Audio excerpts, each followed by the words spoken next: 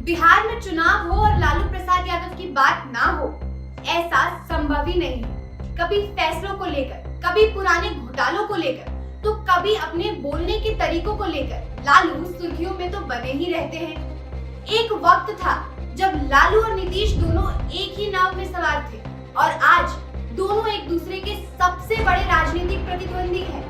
पर कभी यही दोनों दिल्ली की गलियों में अपने सबसे अच्छे कुर्ते पैजामे पहनकर प्रधानमंत्री कार्यालय के चक्कर लगाया करते थे, मंत्री बनने की उम्मीद में।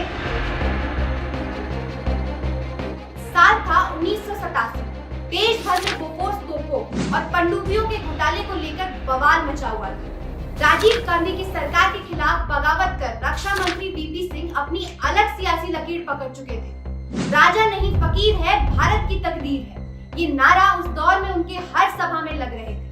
वीपी सिंह ईमानदारी के पहरुए के रूप में देश भर में पदयात्राएं कर रहे थे और जनता दल परिवार भी उनके साथ खड़ा था। विपक्षी मोर्चों को पूरा यकीन था कि बोफोर्स की आग के कारण इस बार राजीव गांधी की अगुवाई में कांग्रेस अपना जनाधार खो देगी। इस माहौल में 1989 में आम चुनाव हुए।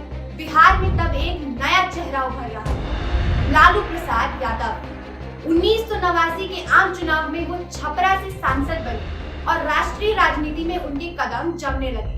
1989 के चुनाव के बाद कांग्रेस को बेदखल कर वीपी सिंह के नेतृत्व में राष्ट्रीय मोर्चा की सरकार बनी।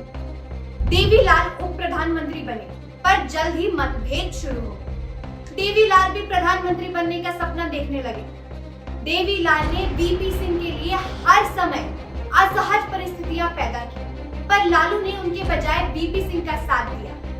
बिहार में पार्टी नेता के रूप में वीपी सिंह लालू की उम्मीदवारी का बहुत समर्थन नहीं कर रहे थे, जिससे उनके मुख्यमंत्री बनने की संभावना बनती। आखिर क्यों लालू ने उन्हें सपोर्ट किया? क्योंकि लालू मानते थे कि वीपी सिंह ही कांग्रेस के खिलाफ देश का स्वीकारा हुआ चेहरा है और उन्होंने सुनील शास्त्री जैसे दिग्गज को हराया था। वहीं देवीलाल मुख्य रूप से ग्रामीण नेता के रूप में देखे गए थे और देश भर में स्वीकार्य नहीं थे। यही वो फैसला था जिसने लालू को केंद्र की बजाय बिहार की राजनीति की ओर मोड़ दिया।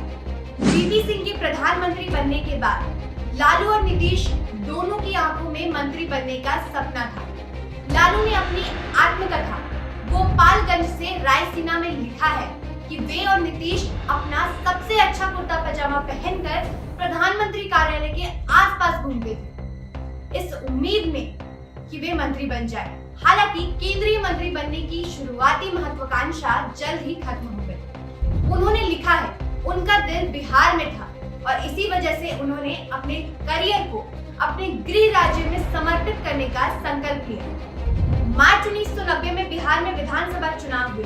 जनता दल के नेतृत्व वाले गठबंधन ने कांग्रेस को धूल चटा दी। लालू विपक्ष के नेता बने और राष्ट्रीय राजनीति में जाने का विचार त्याग किया और मुख्यमंत्री पद के दावेदार बन गए।